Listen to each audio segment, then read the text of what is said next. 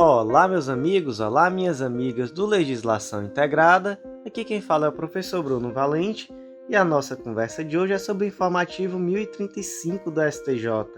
Informativo relativamente grande que traz julgados de grande importância, como tem sido todos os informativos do STJ, para falar a verdade. Então, antes de mais nada, fica aquele convite que vocês já estão cansados de ouvir. Quem ainda não está inscrito no nosso canal, seja no YouTube, no Spotify, Deezer, Apple Podcasts, Google Podcasts, não deixa de se inscrever, não deixa de ativar o sininho para receber as notificações e de compartilhar com os amigos.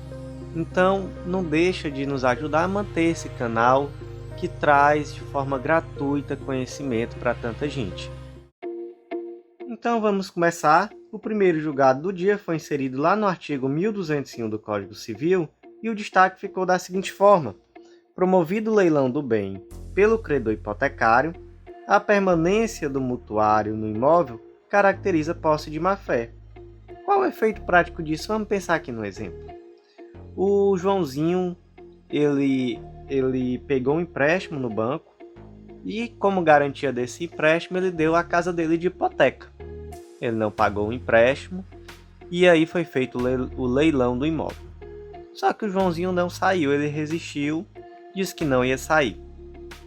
Passou o tempo e ele precisou fazer uma reforma no imóvel, uma benfeitoria útil. E aí vamos relembrar essa classificação que está lá no Código Civil.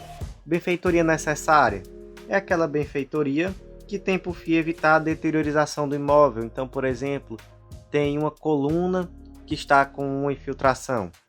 Aí é necessário, é urgente que se corrija esse defeito, porque isso pode levar inclusive à ruína do bem, pode fazer com que esse imóvel desabe, etc. Enfim, é uma questão até de segurança. Benfeitoria necessária.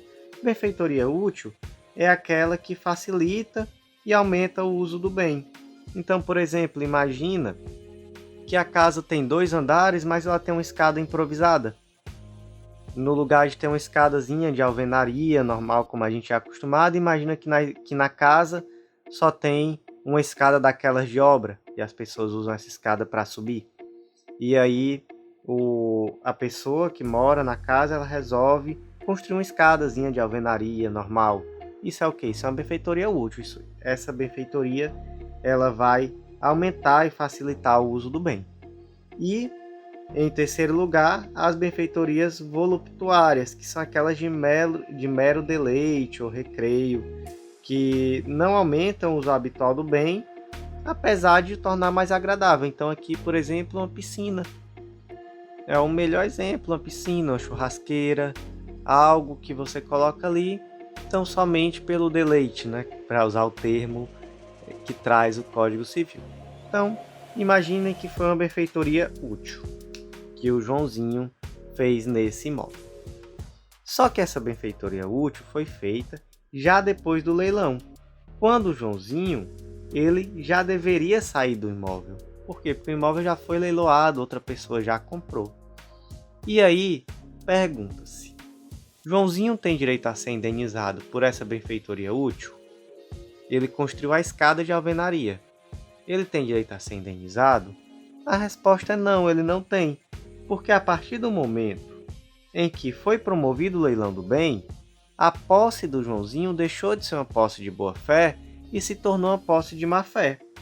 E aí, um ponto desse julgado muito interessante é que ele deixa de forma muito clara esse caráter dinâmico da posse. A posse ela pode ser inicialmente de boa-fé. O Joãozinho estava lá na casa dele, a casa era dele, ele morava nessa casa, enfim, posse completamente de boa-fé. Mas aí aconteceu que ele atrasou o pagamento do empréstimo. E aí, a partir do momento que ele atrasou esse pagamento, o banco passou por todo o trâmite e a casa já foi leiloada. A posse dele continua sendo de boa-fé? Não, não continua. E por que o Joãozinho não vai ter direito a essa benfeitoria, a indenização por essa benfeitoria?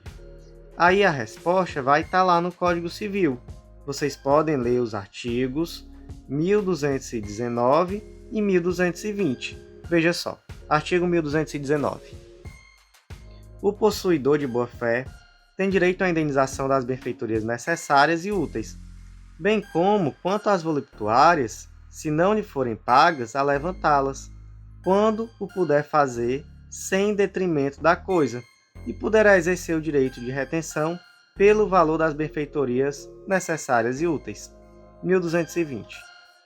Ao possuidor de má-fé, serão ressarcidas somente as benfeitorias necessárias. Não lhe assiste direito de retenção pela importância destas, nem o direito de levantar as voluptuárias. Então, olha só como é diferente o regime jurídico em relação ao possuidor de boa-fé e ao possuidor de má-fé. O de boa-fé tem direito a ser indenizado pelas benfeitorias úteis e necessárias, e as voluptuárias que não lhe forem pagas, ele ainda pode levantar, caso isso não traga prejuízo ao bem. Então, por exemplo, ele colocou um ofurô, ele pode retirar esse ofurô.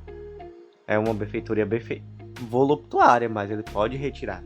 Já o possuidor de má-fé, ele só tem direito a ser ressarcido pela necessária, pela benfeitoria necessária. Então, por exemplo, a casa estava para cair, ele foi lá e reformou o pilar.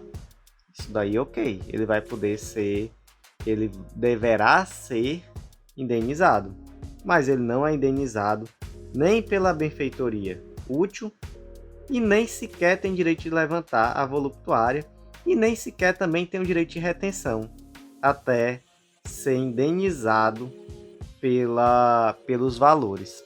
Então, veja só a importância dessa verificação da posse de má-fé nesse caso concreto. O próximo julgado do dia foi inserido lá na Lei 8.112 de 90, que é a Lei dos Agentes Públicos, e o destaque ficou assim: valores recebidos por servidores públicos por força de decisão judicial precária, posteriormente reformada, devem ser restituídos ao erário. E aí, gente, muito cuidado mesmo, porque isso aqui pode trazer muita confusão. Como é o caso concreto aqui? Adaptado, né, naturalmente. Imagina que o servidor público, Joãozinho, de novo, vamos aqui para o Joãozinho, ele propôs uma ação e ele recebeu nessa ação uma sentença favorável, dizendo que ele tinha direito a receber um determinado adicional. Posteriormente, essa decisão foi cassada. Só que o Joãozinho, a partir do momento da sentença, ele já passou a receber dali para frente o adicional. Ele vai ter que devolver o dinheiro? Por essa decisão aqui do STJ, sim, ele vai ter que devolver.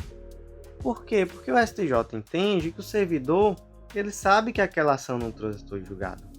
Portanto, ele está recebendo esses valores por um título precário. Se esse tipo de título precário em algum momento deixa de existir, deverá devolver os valores.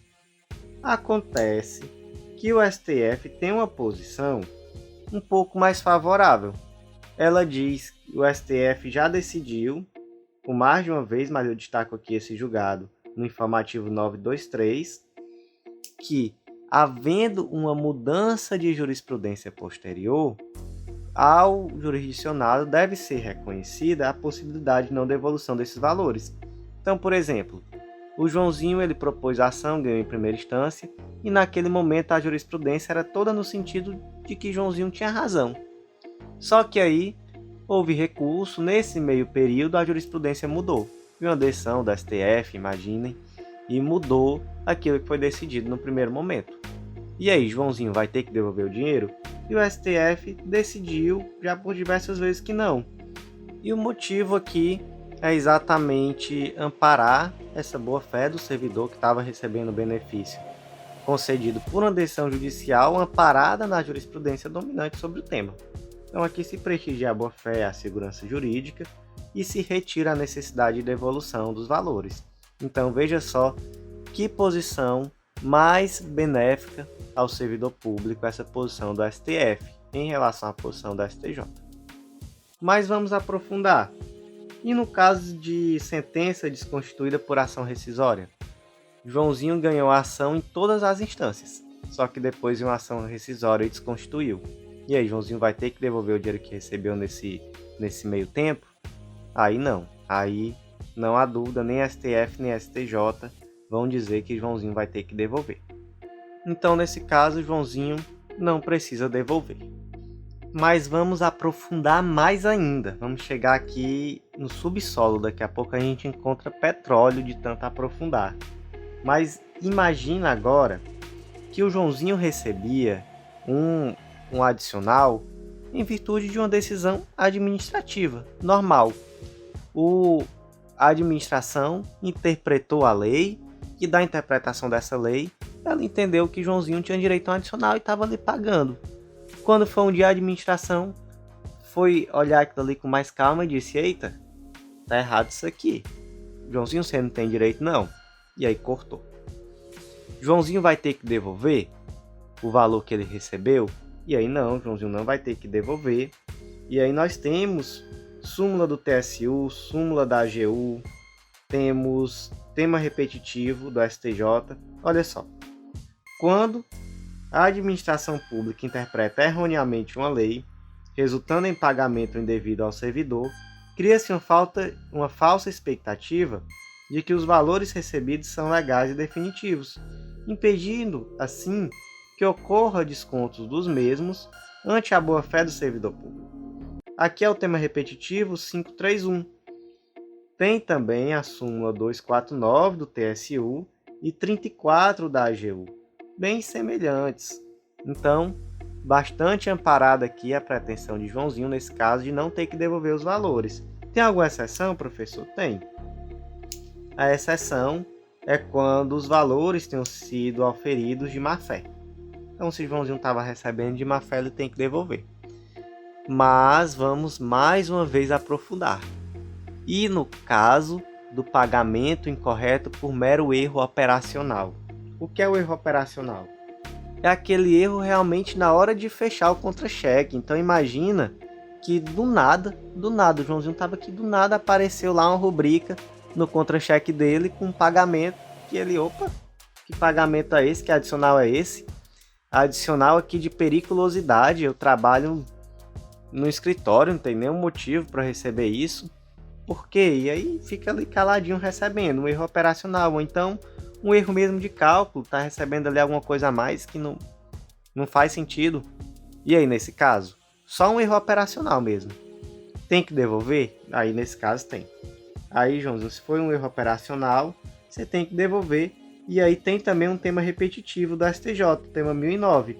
Os pagamentos indevidos aos servidores públicos, decorrentes de erro administrativo, operacional ou de cálculo, não embasado em interpretação errônea ou equívoco da lei pela administração, estão sujeitos à devolução, ressalvadas as hipóteses em que o servidor, diante do caso concreto, comprova sua boa-fé objetiva, sobretudo em demonstração de que lhe era possível constatar,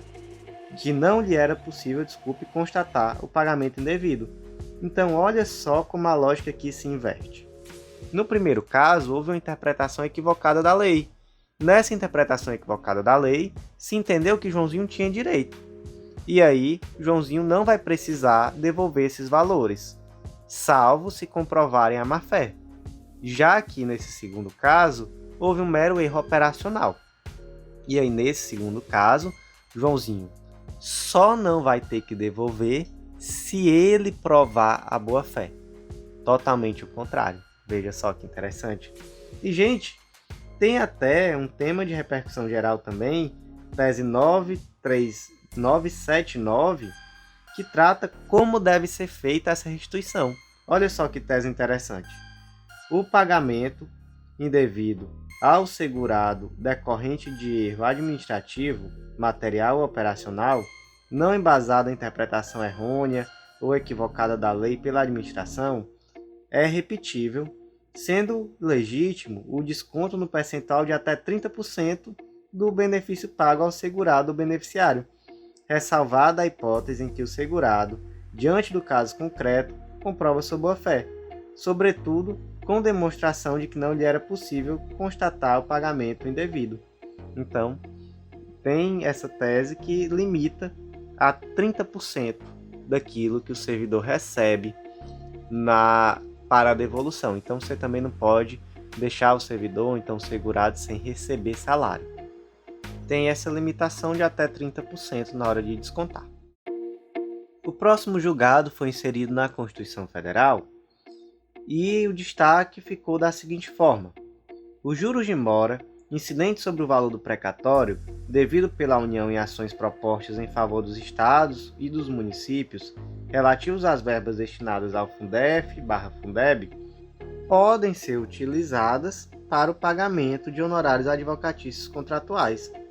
Gente, o artigo 212-A diz que os estados, DF e municípios destinarão parte dos recursos a que se refere o artigo 212 dessa Constituição à manutenção e ao desenvolvimento do ensino na educação básica e à remuneração condigna de seus profissionais. E aí ele traz algumas disposições. E é interessante você aprofundar um pouquinho para saber o que é o Fundeb, mas aqui vamos tratar simplesmente de 2 pontos. Primeiro ponto, o Fundeb é um fundo de investimento na educação básica. Esse fundo ele tem uma destinação vinculada. A destinação deve ser necessariamente a educação básica. Segundo ponto, essa verba do Fundeb, quando o município não atinge o mínimo necessário, a União precisa complementar.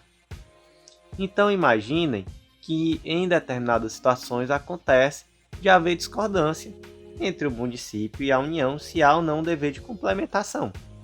Vocês conseguem imaginar que em alguns momentos surgem ações desse tipo, não é? E aí foi proposta uma ação.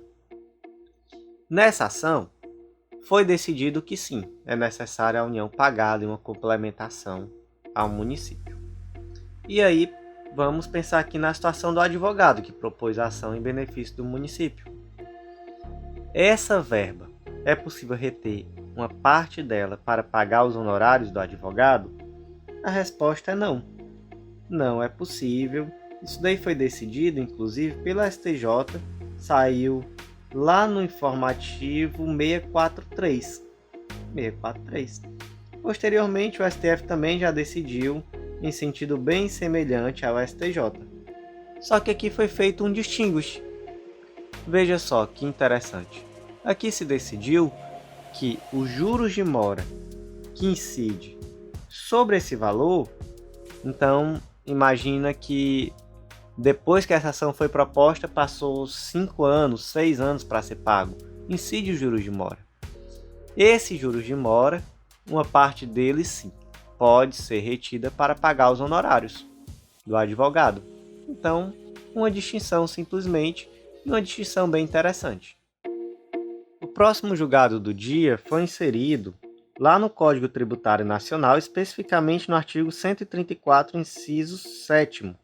O destaque ficou assim: no caso de micro e pequenas empresas, é possível a responsabilização dos sócios pelo inadimplemento do tributo, com base nos artigos 134, inciso 7º do CTN, cabendo-lhes demonstrar a insuficiência do patrimônio quando da liquidação para a exoneração da responsabilidade pelos débitos. Meus amigos, o que diz o 134, inciso 7º do CTN? Nos casos de impossibilidade de exigência do cumprimento da obrigação principal pelo contribuinte, respondem solidariamente com estes, nos atos que intervierem e pelas omissões que lhe forem responsáveis, os sócios, no caso de liquidação da sociedade de pessoas.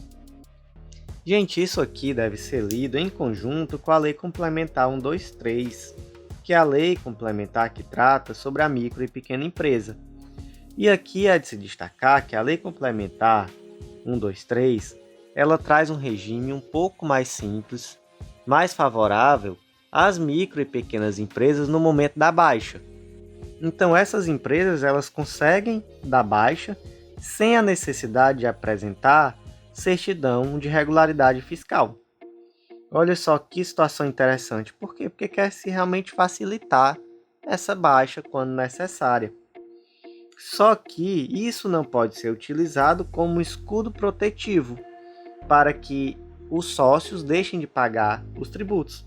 Então, lá no artigo 9º, parágrafo 5º, por exemplo, existe a disposição de que a solicitação de baixa do empresário ou da pessoa jurídica importa a responsabilidade solidária dos empresários, dos titulares sócios e dos administradores no período da ocorrência dos respectivos fatos geradores.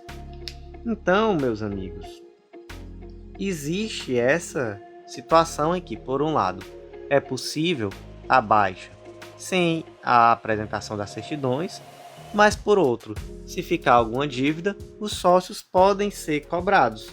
E aí, o que o sócio precisa fazer para não ser cobrado?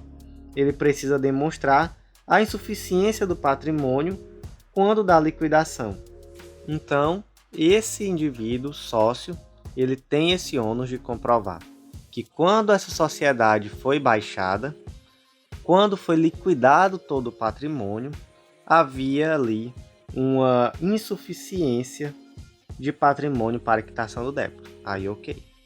Mas se ele não fizer isso, ele vai sim poder ser cobrado, e o motivo disso é simples: evitar fraudes, porque senão seria muito bom. O indivíduo abre uma empresa, passa ali todo aquele período da empresa se endividando, não paga tributo, não paga ninguém, e aí quando chega um dia ele fecha a empresa e abre outra. E aí veja só que facilidade para poder cometer fraudes, e não é assim que a coisa deve funcionar. Então, de fato, esse indivíduo ele poderá sim ser cobrado pela dívida. O próximo julgado foi inserido no Código Civil, especificamente no artigo 122. O destaque ficou assim: pode ser válida a estipulação que confira ao credor a possibilidade de exigir, tão logo fosse do seu interesse, a transferência da propriedade de imóvel. Então imagina que o João comprou um imóvel de Maria, só que ele não transferiu na hora. O que ele fez? Eles assinaram um contrato, e no contrato disse assim: olha, na hora que eu tiver interesse eu posso transferir esse imóvel, na hora que eu tiver interesse. E aí, o que Maria disse depois? Ela disse: olha, essa previsão ela é ilícita, com base no artigo 122 do Código Civil, que diz que são lícitas em geral todas as cláusulas não contrárias à lei, à ordem pública ou aos bons costumes. Entre as condições defesas, então proibidas, defesas igual a proibidas, se incluem as que privarem de todo efeito negócio jurídico ou sujeitem ao puro arbítrio de uma das partes. Então Maria disse: olha, essa previsão aí é arbitrária, está ali no puro arbítrio de João. João pode dizer a qualquer momento: olha, hoje eu tenho interesse de passar o imóvel, passa para o meu nome. E o STJ entendeu que não há esse arbítrio nesse caso concreto. Veja só um trecho bem interessante do julgado. Realmente, o estabelecimento em favor do devedor de uma cláusula do tipo "se me aprouver", "se eu quiser", configura quase um gracejo, um xiste lançado pela parte com a aptidão para afastar por completo a seriedade do negócio jurídico. Quem escuta uma proposição dessa espécie nem leva a sério o ajuste que este representa, pois na verdade o proponente não se obrigou a nada. No caso, entretanto, a estipulação assinalada mais se assemelha a um termo incerto ou determinado do que propriamente a condição potestativa. E mesmo admitindo-se de condição, tratar de condição, seria de rigor verificar que ela beneficiaria ao credor e não ao devedor, não havendo falar, pois, em falta de seriedade na proposta ou risco à estabilidade das relações jurídicas. Porque, meus amigos, o que acontecia aqui nesse caso concreto? Existia uma situação alheia à vontade das partes, que era uma ação de uso capião em relação a esse imóvel. Então, na verdade, o que se estava esperando era o resultado dessa ação de uso capião. Então havia ali uma causa relevante para essa estipulação. Então, não se tratava ali de um mero, como para usar aqui o termo, um mero gracejo. Esse termo é muito interessante. Mas sim da tutela ali de um direito que era relevante naquele caso concreto. Então, não havia, naquele caso concreto, repita-se, nenhum tipo de ilegalidade na estipulação dessa cláusula.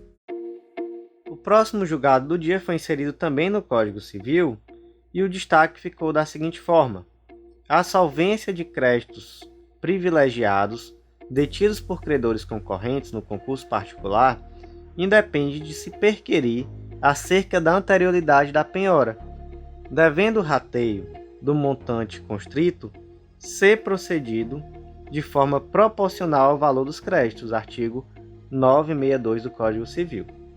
Aqui estamos diante de uma situação de insolvência do devedor, então veja só 955. Proceder-se-á a declaração de insolvência toda vez que as dívidas excedam a importância dos bens do devedor. Imagina, o Pedro, vamos mudar aqui o exemplo, né? A gente já falou muito do Joãozinho hoje. O Pedro ele estava devendo muito dinheiro, e aí imagina que a Francisca e a Antônia propuseram ações em face do Pedro, e as duas conseguiram penhorar um determinado bem que ele tinha. Penhoraram ali um carro. Só que imagina que a Francisca penhorou primeiro. A Francisca conseguiu primeiro fazer essa penhora do bem. E aí chegou uma situação em que o carro só valia 50 mil. Mas cada uma tinha um crédito de 30 mil. E aí fica a pergunta: como é que vai ficar? Vai primeiro pegar os 50 mil para poder pagar quem penhorou primeiro e o que sobrar fica para a segunda penhora? Ou vai se dividir igualmente os valores na proporção dos créditos de cada uma? Aqui eu facilitei bastante, né? Porque aqui as duas têm o crédito no mesmo valor. Então, aqui o exemplo facilita certamente para quem não é tão bom de matemática como a maioria dos profissionais do direito. E aí, como é que fica? Fica dessa segunda forma. Independe de quem penhorou primeiro.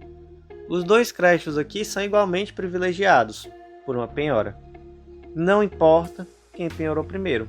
Então, nesse caso aqui, só tem 50 mil, vai 25 mil para uma, 25 mil para outra. E aí as duas continuam com crédito de 5 mil. Qual o fundamento? Artigo 962.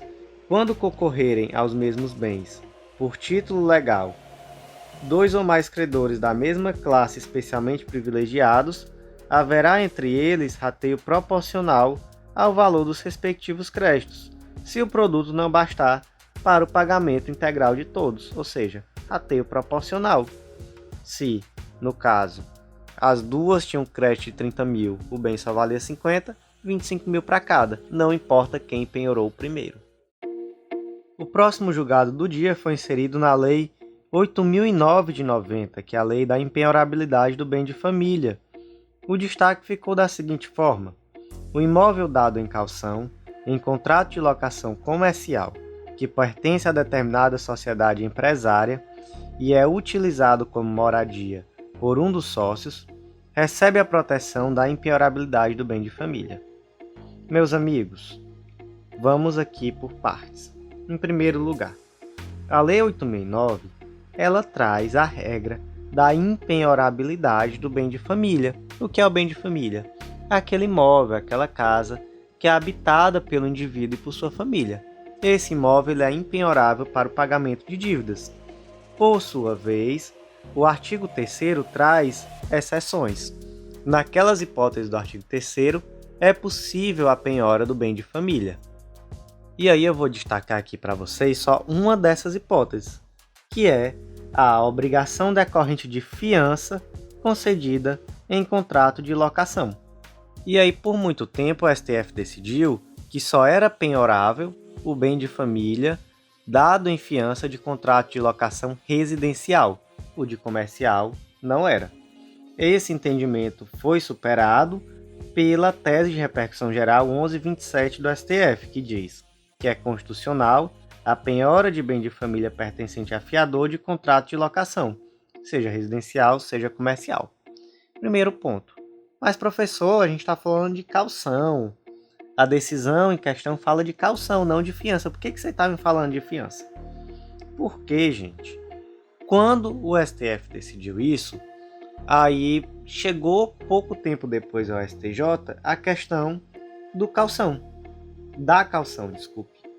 É penhorável o bem de família dado em caução de contrato de locação? Não é. Não é, porque caução não é a mesma coisa de fiança. Saiu lá no informativo 732.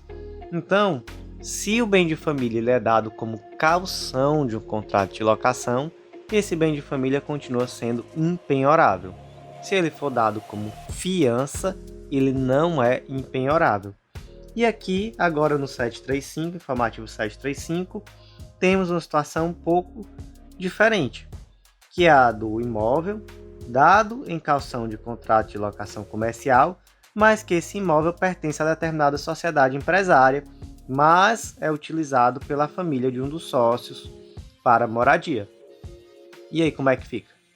Se o imóvel está no nome da sociedade empresária, mas é utilizado pela família de um dos sócios para moradia, esse imóvel goza da proteção da impenhorabilidade do bem de família? Sim. Sim, e essa é a posição do STJ sobre o tema. E se esse bem foi dado em caução, não muda nada, porque o bem dado em caução continua sendo impenhorável. Portanto, bem de família dado como caução em contrato de locação, mesmo que esse bem de família pertença a uma sociedade empresária, continua sendo impenhorável da mesma forma. O próximo julgado foi inserido lá no artigo 49, parágrafo 3º da Lei 11.101 de 2005, a Lei de Falência, e o destaque ficou da seguinte forma: produtos agrícolas, soja e milho, não são bens de capital essenciais à atividade empresarial, não incidindo a norma contida na parte final do parágrafo 3º do artigo 49 da Lei 11.101 de 2005. Gente, o que é que diz o artigo 49 caput? Estão sujeitos à recuperação judicial todos os créditos existentes na data do pedido, ainda que não vencidos. Então, a empresa vai entrar de recuperação. Quais créditos entram nessa recuperação judicial? Aqueles créditos existentes na data do pedido, ainda que não sejam vencidos. Mas o parágrafo 3º traz uma regra muito interessante. É um pouco grande, então vamos ouvir aqui com cuidado. Tratando-se de credor titular, de posição de proprietário fiduciário de bens móveis ou imóveis, de arrendador mercantil, de proprietário ou promitente vendedor de imóvel, cujos respectivos contratos contenham cláusula de revogabilidade ou de retratabilidade, inclusive em corporações imobiliárias. Então aqui 3 situações, já ou de contrato de compra e venda com reserva de domínio, 4 situações. Seu crédito não se submeterá aos efeitos da recuperação judicial e prevalecerão os direitos de propriedade sobre a coisa e as disposições contratuais observadas à legislação respectiva. Agora vamos ver aqui o final do artigo. O final do artigo traz um ponto interessante. Não se permitindo, contudo, durante o prazo de suspensão a que se refere o parágrafo 4º do artigo 6º dessa lei, a venda ou retirada do estabelecimento do devedor dos bens de capital essenciais à sua atividade empresarial. Então, veja só a situação. Há determinados bens, há determinados créditos, ou melhor, que não se submetem ao efeito da recuperação judicial. Quais são esses créditos? Aí aqui trouxe 4 exemplos: crédito do proprietário fiduciário, do arrendador mercantil, enfim, etc. Entretanto, durante aquele período em que as obrigações da empresa em recuperação judicial ficam suspensas, durante esse período, não é possível nem sequer esses indivíduos aqui retirarem do estabelecimento os bens de capital que são essenciais à atividade comercial. Por quê? Porque imagina, a gráfica X entrou de recuperação judicial. Acontece que as máquinas dessa gráfica são arrendadas.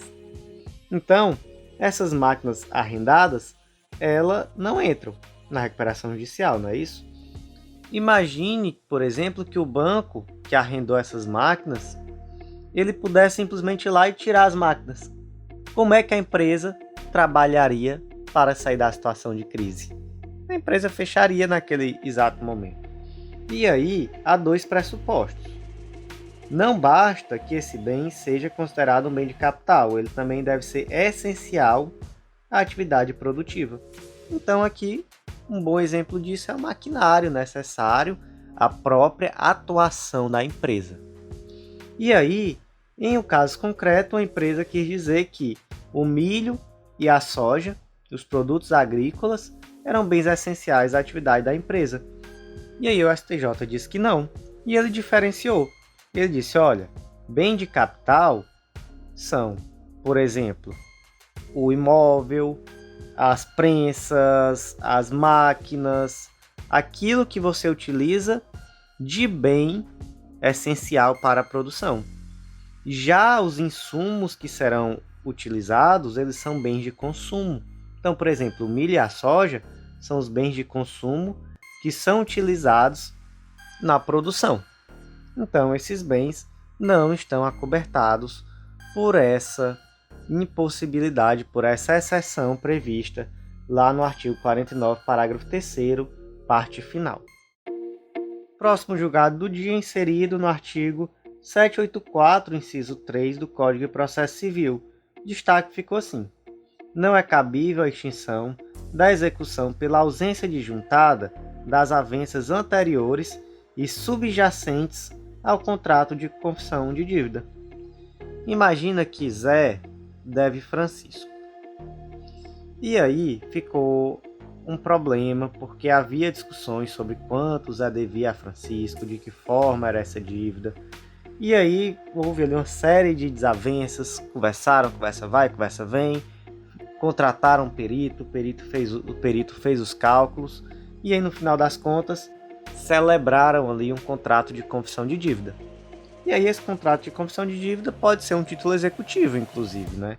Se atender ao que está ali no artigo 784, inciso 3. São títulos executivos extrajudiciais, o documento particular assinado pelo devedor e por duas testemunhas. Então, se atender a isso, é inclusive um título executivo extrajudicial. E aí, imagina que foi assinado esse contrato e o Francisco foi lá e executou esse contrato porque o Zé não pagou aquilo que ele assinou no contrato de confissão de dívida. É possível o Zé, depois disso, requerer a extinção dessa execução pela ausência disjuntada de todas essas avenças anteriores e subjacentes ao contrato de confissão de dívida. Então, o Zé diz assim, olha, você juntou só o contrato, você não juntou aí todo o debate que nós tivemos até chegar nisso, você não juntou, por exemplo, existia um laudo pericial da minha parte dizendo que era X, o outro dizendo que era Y, aí veio esse terceiro e disse que era Z. Você não juntou tudo isso, você só juntou o contrato. O contrato, especificamente, quem já assinou por último. Então extingo essa execução, senhor juiz. É possível? Não, não é possível. Até porque, se foi feito o contrato, se chegou-se a um denominador comum, nada do que foi anterior importa mais. E digo mais, não é possível a discussão sobre aquilo que já foi decidido, já anuíram. O Zé ele já assinou ali o contrato de confissão de dívida. Então, não é possível ele, por exemplo, agora trazer que existe um equívoco no cálculo, porque tudo isso daí já foi objeto de discussão entre as partes antes da assinatura do contrato. Então, nesse momento já não é possível, e essa ação de execução não precisa trazer toda a documentação que é anterior ao contrato. Basta o contrato, que ele por si só é um título executivo.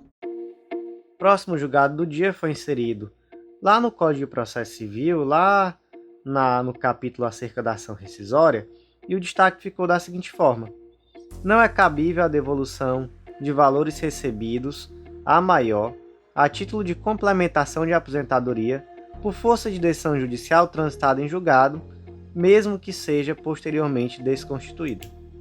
Então imagina aqui a situação de um servidor público que propôs uma ação requerendo um adicional.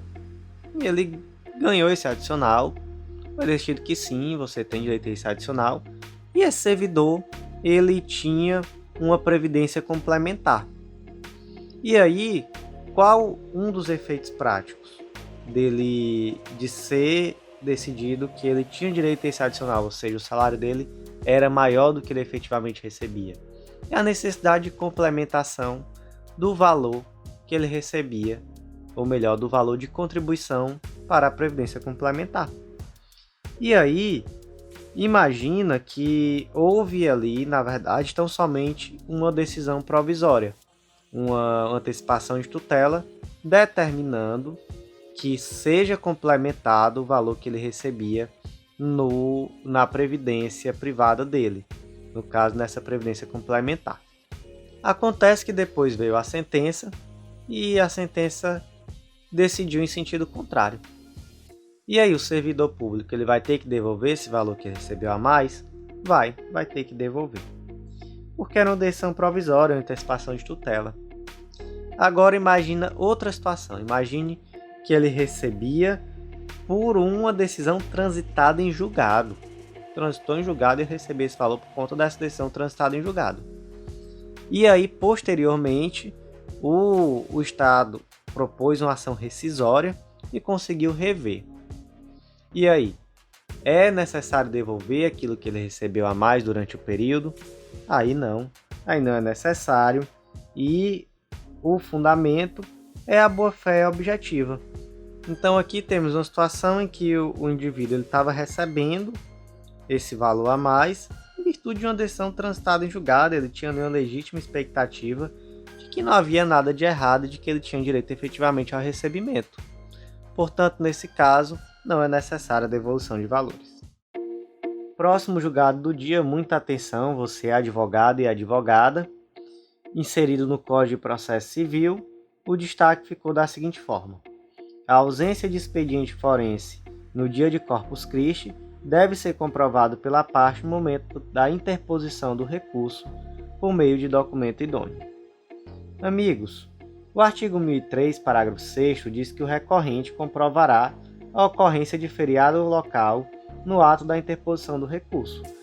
Se ele não comprovar esse feriado local, o feriado local não será considerado para efeito de prazo. Então, se ele protocolar ali no último dia do prazo, recurso intempestivo. Ele precisa comprovar por documento idôneo. E aí, há uma jurisprudência muito ampla no sentido daquilo que pode ser considerado um documento idôneo. Então, por exemplo, vou aqui trazer só o destaquezinho de alguns julgados. O feriado local deve ser demonstrado por documento oficial, decisão do STJ, de 2020. A mera remissão a link do site do Tribunal de Origem nas razões recursais não é suficiente para comprovar a tempestividade do recurso, decisão do informativo 715. O STJ entende que a cópia do calendário do tribunal não é documento idôneo, decisão da terceira turma de 2020. Já o STF entendeu que a cópia do calendário do tribunal é documento idôneo. Então, olha só o tamanho do problema. Informativo 957 do STF. Então, na dúvida, junta documento oficial, junta a lei que institui o feriado local, a portaria do Tribunal de Justiça, etc. E aí aqui temos a questão do feriado de Corpus Christi. E o STJ disse que o feriado de Corpus Christi é feriado local, já que ele não está previsto em lei federal. Então, muito fácil de se enganar, porque a gente acha que Corpus Christi é um feriado nacional. Então, muito cuidado, é feriado local e é necessário comprovar no momento da interposição do recurso. Próximo julgado foi inserido no Código Penal, lá no artigo 33, e o destaque ficou da seguinte forma: dadas as peculiaridades do caso concreto, admite-se que o réu primário, condenado a pena igual ou inferior a 4 anos de reclusão, seja fixado o regime inicial aberto, ainda que negativada a circunstância judicial. Meus amigos, o artigo 33, ele traz, em primeiro lugar, que a pena de reclusão ela deve ser cumprida inicialmente em regime fechado, semiaberto ou aberto, e a de detenção inicialmente em regime semiaberto ou aberto. Claro que assim, mesmo a pena de detenção, o indivíduo pode chegar ao regime fechado através de uma regressão de regime, mas não inicialmente. Segundo ponto, o parágrafo 2º, ele diz que a pena privativa de liberdade ela vai ser exercida de forma progressiva E ele traz alguns parâmetros. Então, se o indivíduo é condenado a pena superior a 8 anos, ele começa em regime fechado. Se ele é não reincidente e a pena é superior a 4 e não excede 8, ele poderá iniciar no regime semiaberto.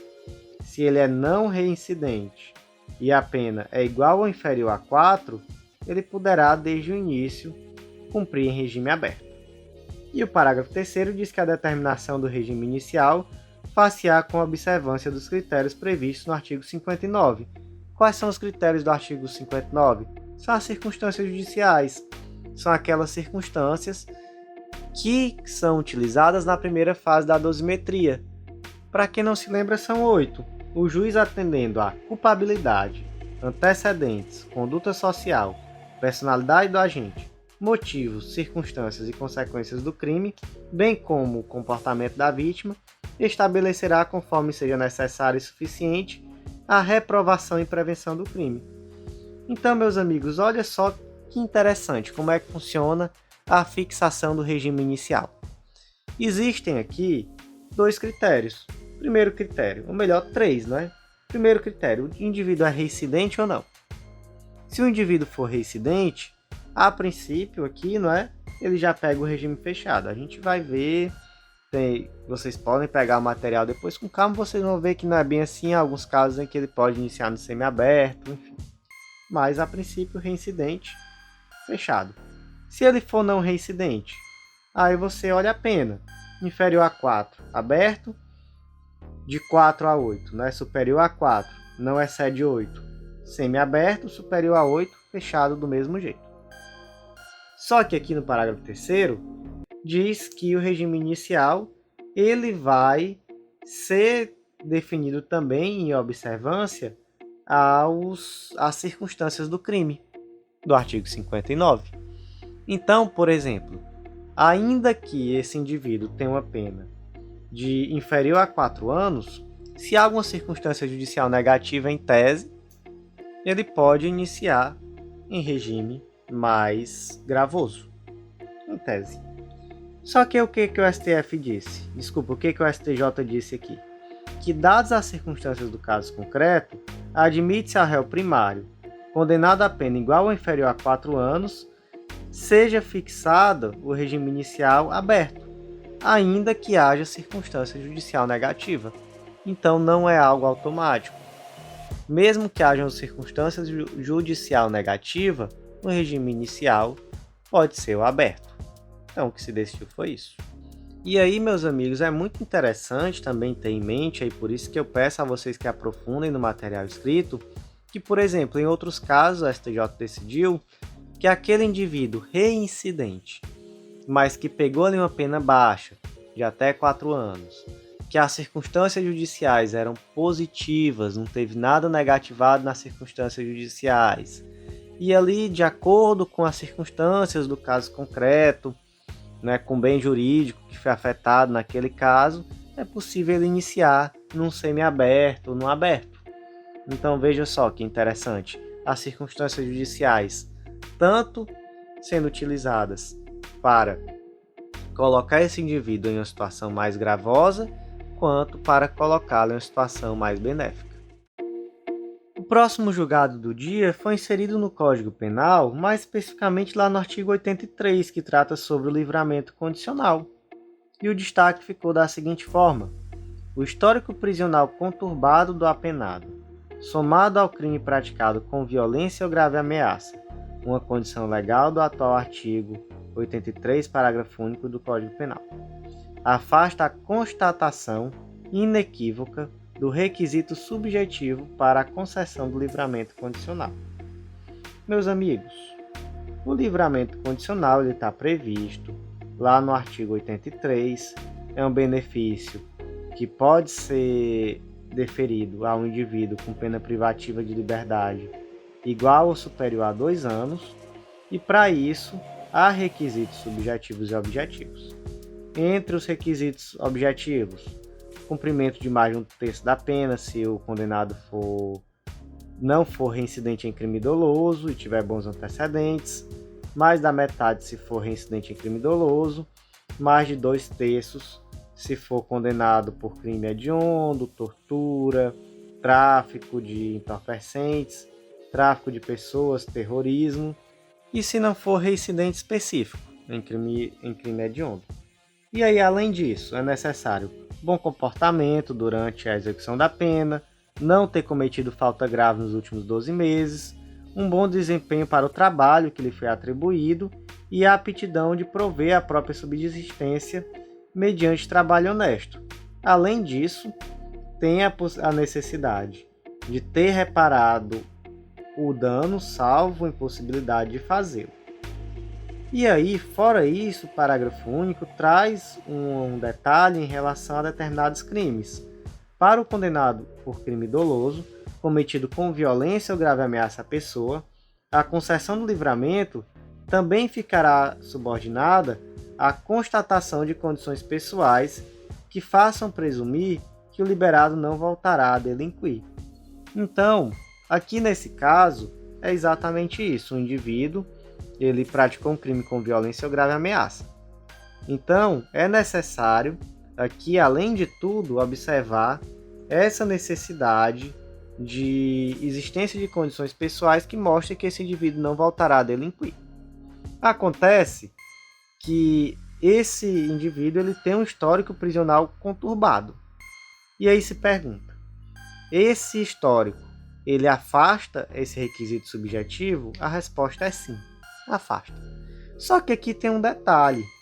Acontece que o regimento interno lá do estado de São Paulo, e aqui, naturalmente, foi uma decisão referente a um indivíduo lá do estado de São Paulo, esse regimento ele traz essa resolução, ou melhor, desculpa, que é a resolução 144 de 2010, traz prazos de reabilitação das faltas cometidas durante a execução. Faltas leves, médias, graves, traz ali, por exemplo, quais são as situações em que o indivíduo tem ótimo comportamento, bom, regular, mal. E aí essas faltas que ele cometeu já estavam reabilitadas, de acordo com essa resolução 144.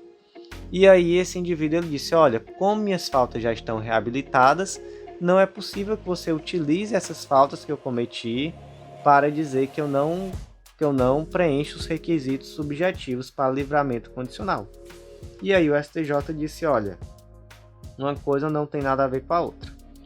Não é o simples fato de já ter havido essa reabilitação que vai lhe trazer automaticamente o requisito subjetivo para livramento condicional, que é um requisito subjetivo muito mais amplo. Então veja só, bom comportamento durante a execução da pena, aqui essa resolução ela trata sobre o comportamento, se é bom ou mal, péssimo, isso daí é só um ponto. Mas, além disso, não cometimento de falta grave nos últimos 12 meses, e aí também em relação a esse outro ponto também pode satisfazer, mas olha só os requisitos subjetivos em geral, além disso. Bom desempenho no trabalho, aptidão para prover a subsistência por trabalho honesto, e além disso, essa questão do parágrafo único, porque como é um crime com violência ou grave ameaça, ainda traz um ônus maior, que é a constatação de que esse indivíduo tem condições pessoais que levam a presumir que ele não voltará a delinquir. Então, nesse caso concreto, não se pode dizer que o simples fato dessas faltas graves já terem sido reabilitadas é suficiente para devolver o requisito subjetivo, já que aqui se exige muito mais para o livramento condicional. O próximo julgado do dia foi inserido no Código Penal, especificamente no artigo 155, parágrafo 4º, que trata do furto qualificado. O destaque ficou assim: excepcionalmente presentes nos autos elementos aptos a comprovar a escalada de forma inconteste, a prova pericial torna-se prescindível, ou seja, dispensável. Amigos, o furto tem uma forma qualificada, dentre as formas qualificadas lá no parágrafo 4º, ou melhor, existe a escalada. Então, o furto ele tem uma pena de reclusão de 1 a 4 anos, mas se esse furto é praticado mediante escalada, está lá no parágrafo 4º, inciso 2, a pena é de reclusão de 2 a 8 anos. Nos dois casos tem também multa. E aí a questão é que, para ser comprovada essa escalada, é necessário prova pericial, demonstrando que houve escalada. Mas e aí, professor, existe algum caso em que é possível suprir essa prova pericial, dispensar essa prova pericial? É possível, excepcionalmente, porque a regra é a necessidade de prova pericial. Mas olha só, excepcionalmente, quando presentes nos autos elementos aptos a comprovar a escalada de forma inconteste, pode-se reconhecer o suprimento da prova pericial. E aí, nesse caso concreto, houve inclusive a confissão do réu. Além disso, houve um laudo papiloscópico que identificou impressões digitais no local apontado pela vítima como sendo o local onde o réu pulou o muro.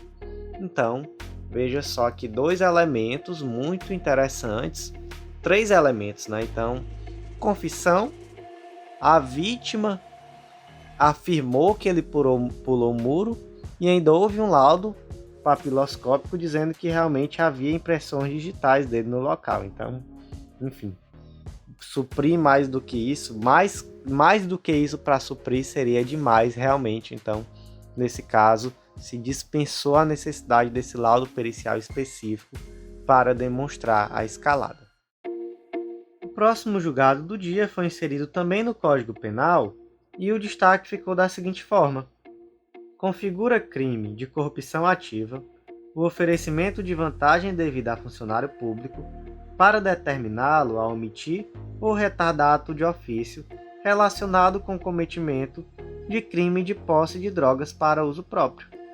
Gente, artigo 333 do Código Penal, corrupção ativa, oferecer ou prometer vantagem devida a funcionário público para determiná-lo a praticar omissão ou retardar ato de ofício.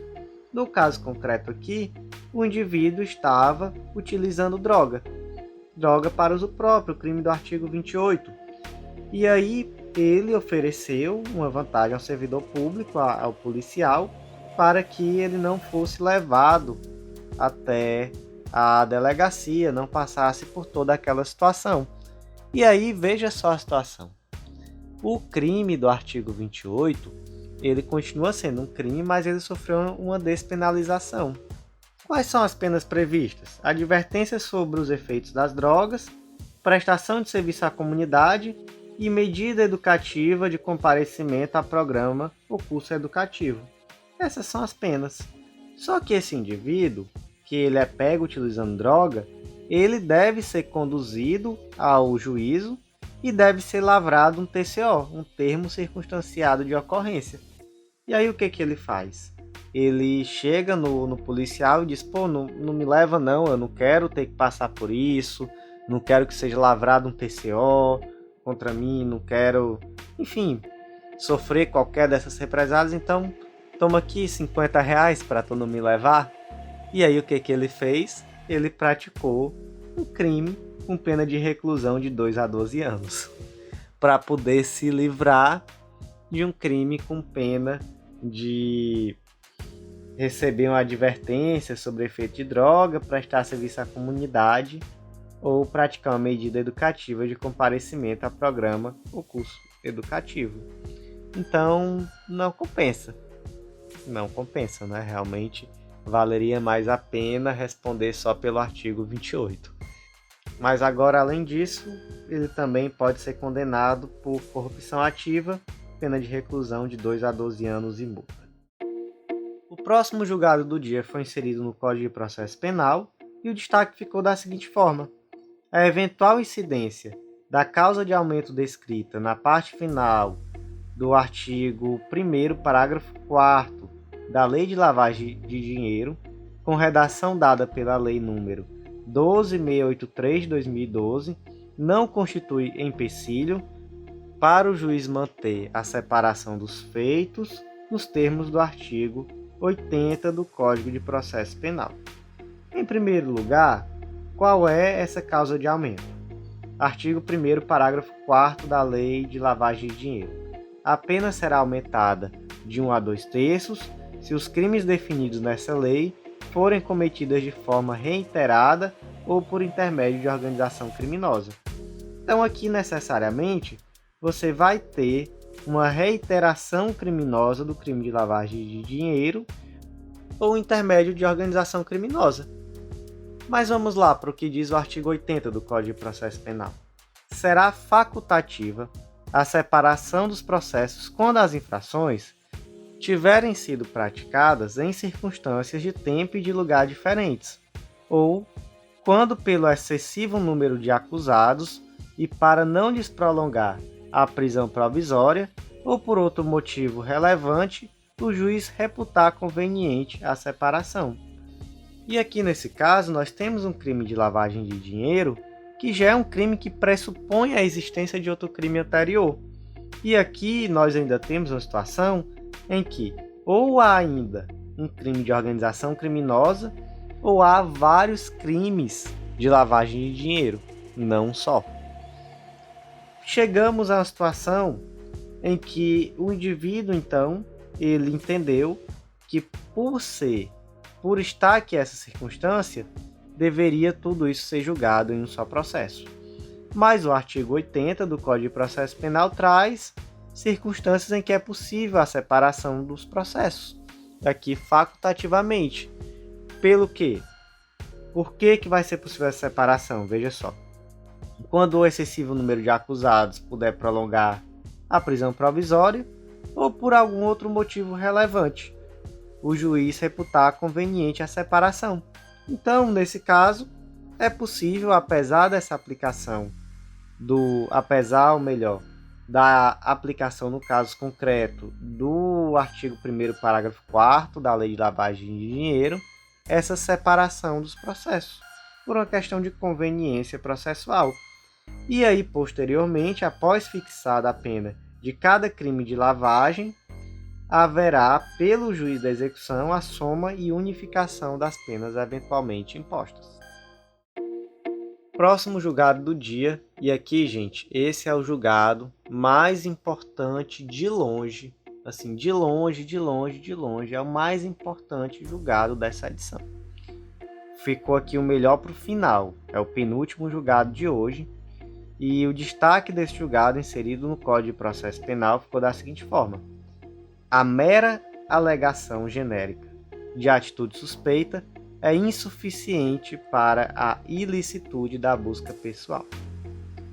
Amigos, a busca pessoal está prevista no artigo 244 do Código de Processo Penal, que determina que a busca pessoal independerá de mandado, no caso de prisão, ou quando houver fundada suspeita de que a pessoa esteja na posse de arma proibida, ou de objetos ou papéis que constituam corpo de delito, ou quando a medida for determinada no curso de busca domiciliar. O que acontece? Acontece que existe uma rotina, um praxe, do policiamento ostensivo com a finalidade preventiva de abordar indivíduos na rua e fazer essa busca pessoal. Como é o nome disso? E aí cada estado, cada cidade tem um nome diferente para essa situação, mas, por exemplo, é o baculejo, o enquadro, a revista, a dura. Inclusive, esses termos, eles foram utilizados no julgado. O termo baculejo foi utilizado no julgado. Olha só que interessante. Aqui no Ceará a gente chama de baculejo mesmo. E isso é algo muito comum de acontecer, mas existe um problema social muito grave por trás dessa questão da busca pessoal feita dessa forma, que é a questão da abordagem discriminatória. Então é inegável, é absolutamente inegável que indivíduos negros, pobres, que estejam ali vestidos de forma mais humilde, acabam sendo vítimas de abordagem de uma forma muito mais frequente do que pessoas em situação mais benéfica, brancos, de classe média, de classe alta. Em outros podcasts eu até já trouxe um exemplo pessoal. Gente, eu sou um branquelo de classe média, isso daí tá na minha testa, eu não tenho como esconder. E nem precisaria também, enfim, Não preciso negar os fatos, obviamente. E eu já trouxe aqui uma vez uma história real que todos os dias eu ia de bicicleta até a academia e eu nunca fui parado pela polícia. E o Toninho, que é um rapaz que sempre trabalhou lá em casa, ele negro, gago, pobre, analfabeto, super trabalhador, um cara que nunca pegou nada de ninguém, uma pessoa fenomenal enquanto pessoa. Nunca quis nada de qualquer outra pessoa na vida dele.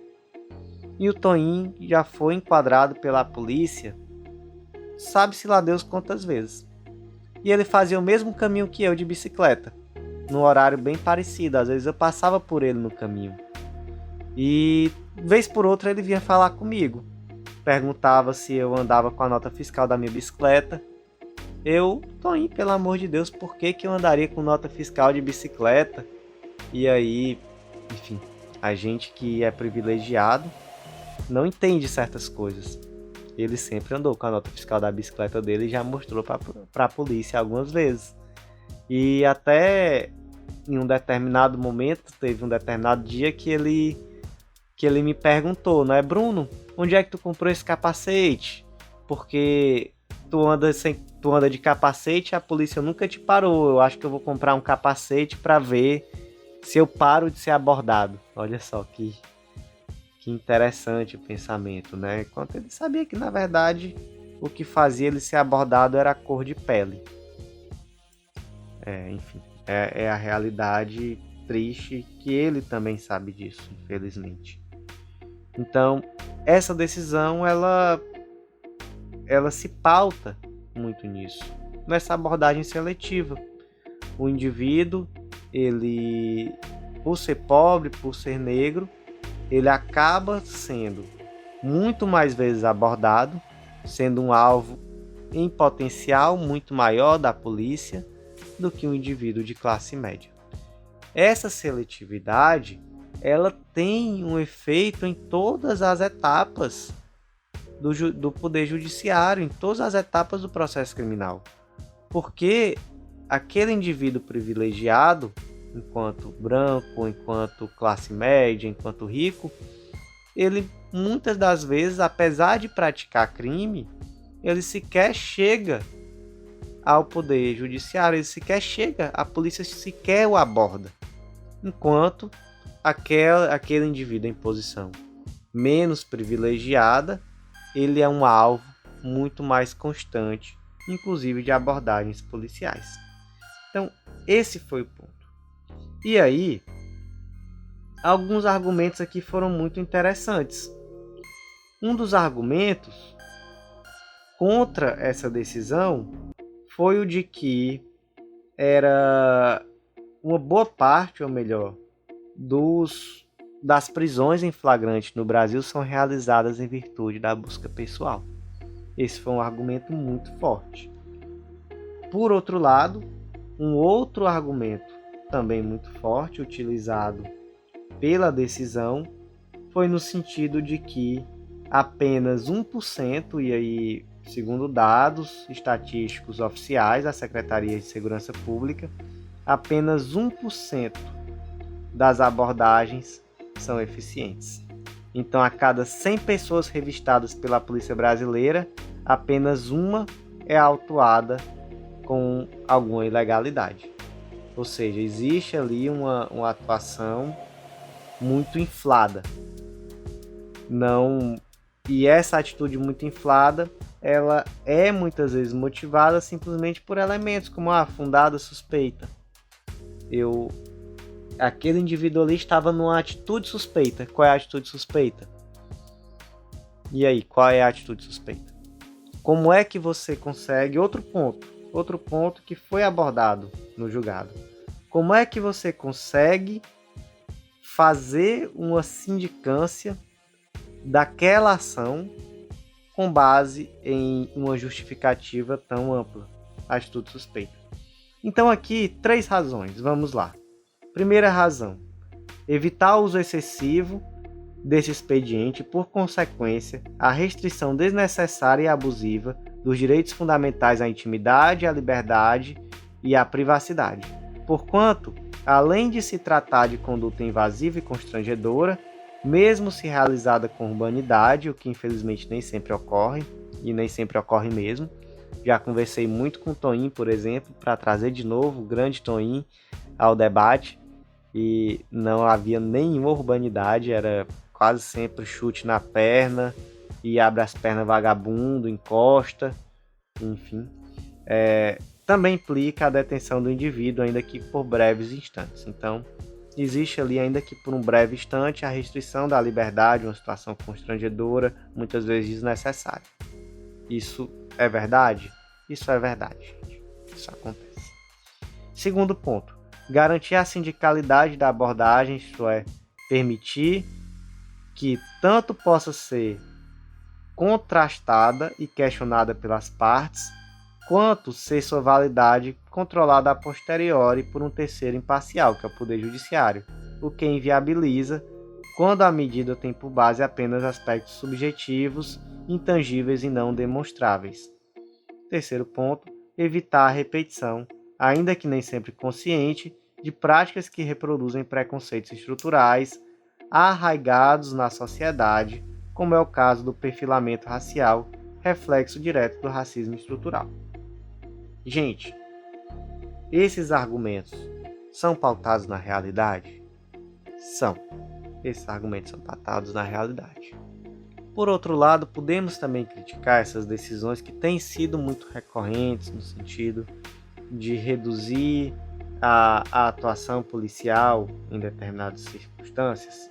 Podemos porque, em alguma medida, isso também traz um prejuízo à atuação policial.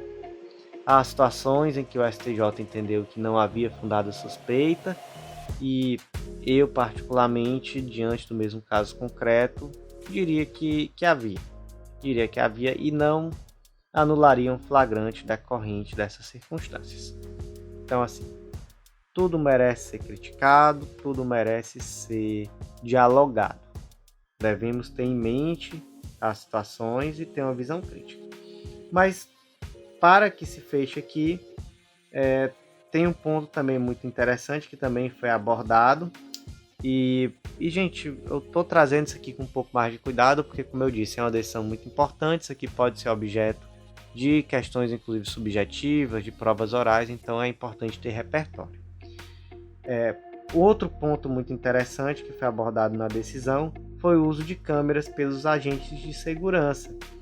Então, por exemplo, lá na DPF 635, que foi a DPF das favelas, lá no âmbito do Rio de Janeiro, houve uma decisão no sentido de determinar que o Estado do Rio de Janeiro, no prazo máximo de 180 dias, instale equipamentos de GPS e sistemas de gravação de áudio e vídeo nas viaturas e nas fardas dos policiais. Então, esse tipo de aparelhamento tem um condão muito claro de evitar a abordagem seletiva, de evitar eventuais abusos nesse tipo de abordagem. Então, foi algo que foi tido aqui nessa decisão como um avanço interessante e como algo que pode ser uma política pública com âmbito maior quanto nacional e que certamente reduziria as ilegalidades cometidas nas abordagens policiais. E aqui, para finalizar, qual foi o caso concreto? Uma guarnição policial se deparou com um indivíduo desconhecido em atitude suspeita e, ao abordá-lo e revistar sua mochila, encontrou porções de maconha e cocaína em seu interior, o que resultou na prisão em flagrante. Não foi apresentada nenhuma justificativa concreta para a revista, além da vaga menção à suposta atitude suspeita, algo insuficiente para tal medida invasiva, conforme a jurisprudência do STJ, do STF e da Corte Interamericana de Direitos Humanos. Então, com base nisso, se decretou a prisão ilegal. E aí o grande problema aqui qual foi? Foi o de que realmente a única justificativa foi a atitude suspeita. Não se disse que a atitude suspeita foi essa. Então realmente isso traz um ônus ao policial de, caso veja um indivíduo que ele reputa que está em uma atitude suspeita, em primeiro lugar haverá necessidade de melhor avaliar. Ver realmente que atitude suspeita é essa. Vamos aqui justificar. Como é que eu vou justificar essa abordagem? O que eu vi ele fazendo de suspeito? Por que ele é suspeito? É porque ele tem cara de suspeito ou é porque eu vi ele fazendo algo realmente que leva a imaginar que ele pode ter cometido um crime? Então, a forma de pensar é essa, entende? A forma de pensar antes da abordagem é de verificar o que há de concreto para que essa abordagem seja realizada. Se for simplesmente porque, olhei para a cara dele, ele tem cara de suspeito, isso daí pode levar a uma ilegalidade do flagrante. Pode e possivelmente levará. E o último julgado do dia foi inserido no Código de Processo Penal. O destaque ficou da seguinte forma: a escolha pelo magistrado de medidas cautelares pessoais em sentido diverso das requeridas pelo Ministério Público, pela autoridade policial ou pelo ofendido, não pode ser considerada como atuação ex officio. Meus amigos, essa decisão vai muito ao encontro de outras decisões muito recentes do STJ. Decisões que inclusive foram além, para falar a verdade. O que acontece? Com a Lei 13.964, mal apelidada de pacote anticrime, houve a previsão de que não é mais possível a decretação de medidas cautelares de ofício pelo juiz.